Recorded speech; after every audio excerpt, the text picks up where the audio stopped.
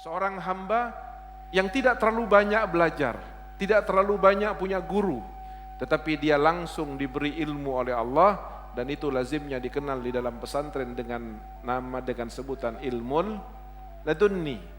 Apa ilmu ladunni? Ilmu yang diberikan oleh Allah Subhanahu wa taala tanpa melalui proses yang wajar sebagaimana para santri dan para ulama lainnya yang belajar.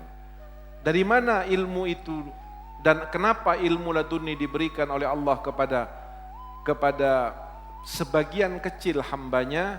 Pertama, karena ada keberkahan yang berbentuk doa dari orang-orang tuanya, kesolehan dari orang-orang tuanya. Oleh karena itu jangan Anda pernah merasa saya pedagang, nggak mungkin saya berdoa jadikanlah saya seorang ulama, jadikanlah saya seorang aulia, berdoalah kepada Allah selama itu kebaikan. Jika seandainya Allah tidak berikan itu kepada Anda, Allah pasti akan berikan kepada anak atau cucu Anda. Dan itulah sebagian kenapa tiba-tiba ada satu orang menjadi alim padahal orang tuanya bukan alim, kakeknya bukan alim. Ini salah satu diantaranya berkah daripada doa orang-orang tuanya yang saleh. Dan ketika orang-orang tua yang soleh tapi bukan alim berdoa, lalu kemudian Allah merahmati dengan doanya kakek itu, maka ketahuilah sesungguhnya rahmat Allah akan menyentuh sampai 7 keturunan. Demikian juga laknat Allah. Hati-hatilah kita sebagai orang tua, karena perbuatan kita kadang-kadang ketika itu mengundang laknat Allah, dan Allah menjadi melaknat kita, na'udzubillahi min dzalik, maka laknat itu sering kadang-kadang sampai membekas kepada 7 turunan daripada anak-anak kita. Yang kedua, yang menyebabkan orang itu adalah mendapatkan ilmu ladunni adalah ketakwaannya kepada Allah Subhanahu wa taala. Di dalam Al-Qur'an Allah Subhanahu wa taala mengatakan wattaqullah wa yu'allimukumullah. Bertakwalah kamu kepada Allah, maka Allah akan mengajari kamu. Cara Allah mengajari sungguh sangat luar biasa sekali. Kadang-kadang jika Allah mau ayyaqula lahu kun fayakun, pernah ada satu orang, dia seorang yang baik tetapi bebel otaknya. Dia menghafal sekarang satu hadis atau satu ayat, besok sudah lupa lagi. Sedih dia, tetapi dia tidak putus asa, karena dia melihat guru-guru dan ulama-ulama, dia berpikir yang menjadikan mereka ulama pinter, yang menjadikan saya orang bodoh yang bebal adalah Allah. Jika seandainya Allah mau, pasti bisa menjadikan saya seperti orang tersebut. Maka dalam bertahan dengan kesolehan dan istiqomahnya, selalu meminta dan berdoa kepada Allah Subhanahu wa taala sampai dan kemudian menempuh jalur pintas. Apa jalur pintasnya? Jalur pintas akhir zaman ini sering disebutkan oleh guru-guru kita dengan sholawat kepada Nabi Muhammad sallallahu alaihi wasallam. Karena terkadang susah mencari ulama yang soleh, mencari ulama yang mukhlis, susah mencari guru yang betul-betul murabbi, pendidik kepada anaknya. Susah mencari sekolah yang betul-betul menginginkan anak-anak menjadi pintar dan soleh dan tidak menginginkan uang masuk ke dalamnya. Kadang-kadang orang kesulitan di sebuah daerah mencari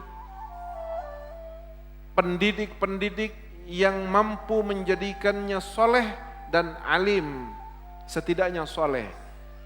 Tetapi hanya kadang-kadang bagaimana target kompetensi menjadi segala-galanya. 1 tahun harus bisa ini, tahun kedua harus bisa ini, dalam ini harus hafal ini. Anaknya luar biasa dipacu, aklia, kecerdasannya, kemampuan berpikirnya, serapan ilmunya, tapi sering tidak diperhatikan bagaimana menjadi soleh hatinya, bagaimana menjadi orang yang takut kepada Allah. Dan hal yang seperti ini jika seandainya terjadi kepada seorang lalu kemudian dia tidak punya bakat untuk menjadi kesolehan, lalu kita mengajarinya dengan ilmu agama. Di dalam ungkapan lain Al-Imamul Ghazali mengatakan itu ibarat orang yang menjual pedang kepada perampok.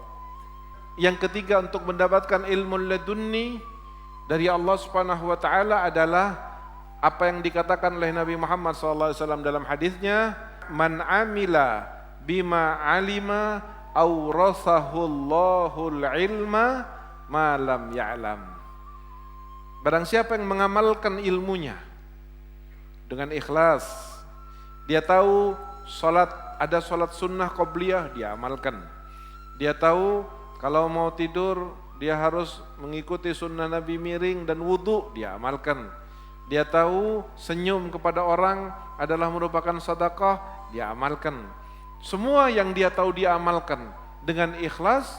Semakin dia mengamalkan, maka semakin mendekatkan dia kepada ilmu ladunni. Sebab Rasulullah SAW sudah memberi kabar kepada kita, barang siapa yang mengamalkan apa yang telah dia ketahui dari agama, awrasahullahul ilma ma lam ya'lam, dia akan diberi oleh Allah ilmu yang tidak diketahui sebelumnya.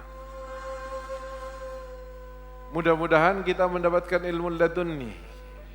Tetapi jangan lupa syaratnya. Syaratnya artinya kalau orang tua kita sudah wafat, kita yang berdoa.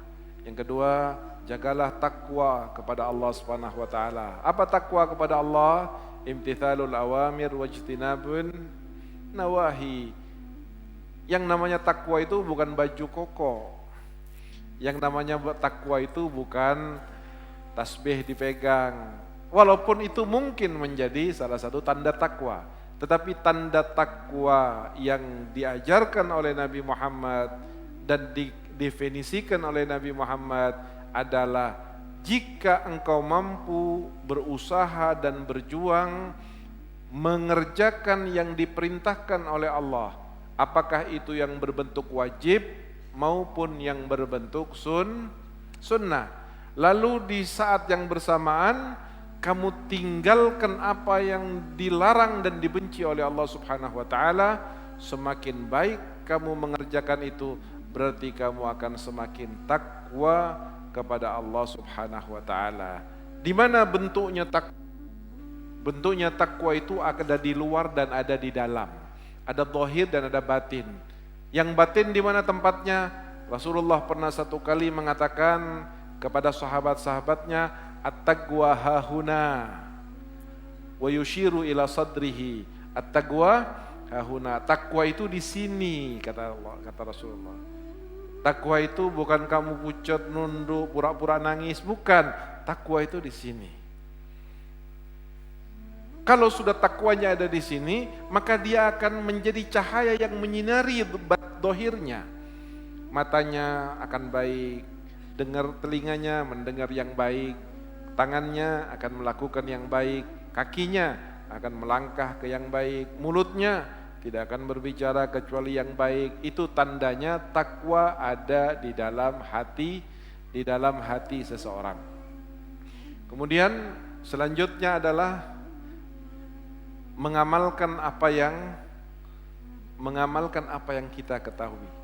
Mengamalkan, maka insya Allah dengan hal-hal seperti itu kita akan mendapatkan ilmu ladunni dari Allah Subhanahu wa taala.